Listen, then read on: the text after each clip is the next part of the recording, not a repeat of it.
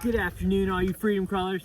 Good afternoon, everybody. I hope everyone is doing really well, staying safe out there, and just having a good time. The weather's beautiful out here, and I've been really excited about doing this video for anybody who's new to off-roading or just in general wants to get a new rig. So today I'm going to talk to you about one of the best, I don't want to say cheapest, but best vehicles that you can get that's totally budget friendly. Even if you do want to spend a lot of money, this is one of the best platforms that you can pick up. So today we're going to talk about the Jeep Cherokee Xj. I can guarantee two things are going to happen after watching this video. Everyone's going to hop on Craigslist and Facebook Messenger looking for a Cherokee. And second of all, everyone who loves Cherokees and knows that they're a hidden gem is going to be pissed off because everyone's going to be looking on Facebook Messenger and Craigslist for those under $2,000 XJ Cherokees. Oh, and also real quick, XJ is just a nomenclature like JK, JL that Jeep uses. It's called the Jeep Cherokee. Everyone just knows them as XJs. Quick tip. There's an E in sexy and Cherokee. Coincidence? I think not. Now there's a lot of reasons that this is one of the best 4x4 vehicles you can get, and especially for the money. Now I do want to say this, you can get into a 4x4 XJ easily under $2,000. I only paid 2 months salary, $800. Not only is it an extremely capable vehicle, but as far as upgrades, things you want to do to it, aftermarket support, the list goes on and on forever. First of all, you can get it for under $2,000. I mean, let's just start with that. You got a solid front axle, you have 4-door capacity, you have 2-door capacity, you have the hatch in the back, so you have interior cargo space as well. Anyone got a stick?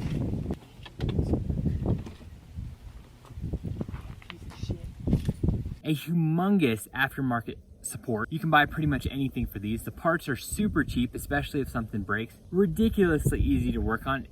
For a beginner or for somebody who has a plethora of knowledge, this vehicle is super simple to swap things out on, upgrade, work on in general. There's tons of research on this, so anywhere you look online or just anybody you talk to, there's a wealth of information out there on the vehicle. Also, you have an unlimited range of upgrades that you can do to this. You can do everything from full 110 axles, 40-inch tires, or you can just keep it low-key and just keep it on like 32-inch mud terrain. Overall, it gets pretty decent gas mileage as well. You can get it in automatic or manual depending on what suits your style. Extremely easy to find, especially used parts on. If you break anything, just run to your auto parts store and change something out on it. And again, did I mention that you can find one for under $2,000 and get started on it? Hey Hummer, I'd pull you out, but I don't. So these vehicles ran from 1984 to 2001, and if you haven't seen some of our older videos, we actually bought a 2-door XJ and it was a 2-wheel drive and did a 4x4 conversion on it. So if you have any questions on that, let me know too, because I can help you out. 2-door sport 2-wheel drive XJ. So this is the new build.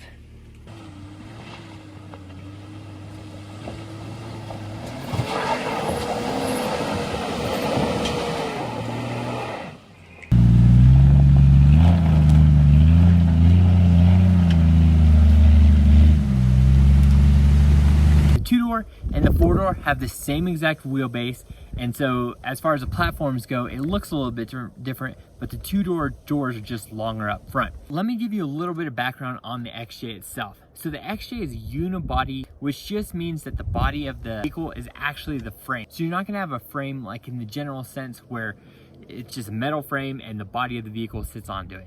So what you can do is you can add frame stiffeners. There's a lot of things you can do to strengthen up, but it just kind of makes a lighter version of the vehicle.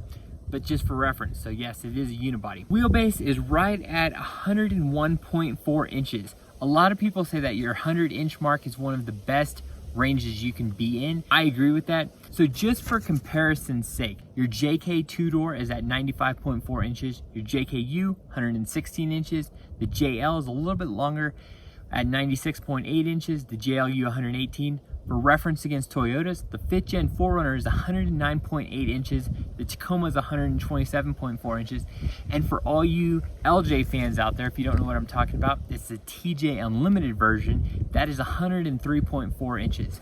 The wheelbase is one of my favorite things about the XJ. The XJ came around from 1984 to 2001, with the 97 and up being like the most recent interior upgrades.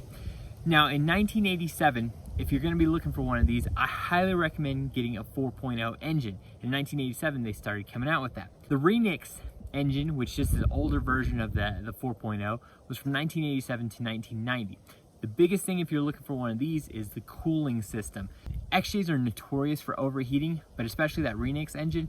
So again, just one thing you want to look out for if you're looking to buy one in those years. Make sure that the cooling system is all up to date. That's how you cool off an engine.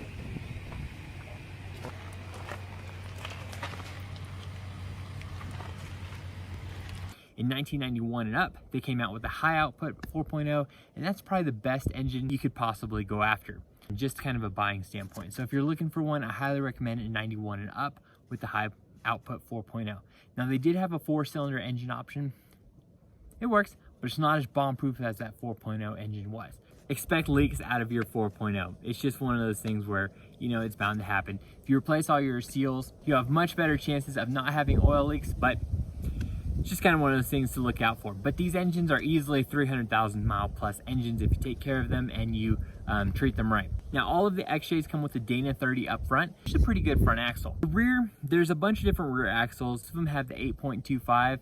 If you're lucky, you'll have a Dana 44. And if you have ABS, you're gonna end up with the Dana 35. The Dana 35 is probably the weakest out of all of them, with the Dana 44 being the best. Again, if you have any questions about this, that's my opinion on it. I think it's the best bang for the buck, and even if you end up with a 2-wheel drive version, you can swap in the 4x4 stuff.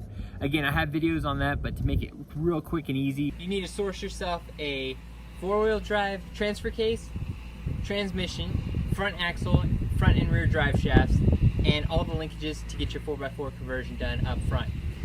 There you guys go. I hope that helps just one person out, and if you have any questions, please talk to us in the comments or on Instagram in the messenger. And as always, hope to see you guys on the trail. I'm gonna finish this off with just some fun off-road footage of one of my favorite XJ Cherokees running around, and I'll do a link to his walk around up in the description above. Thanks again, guys.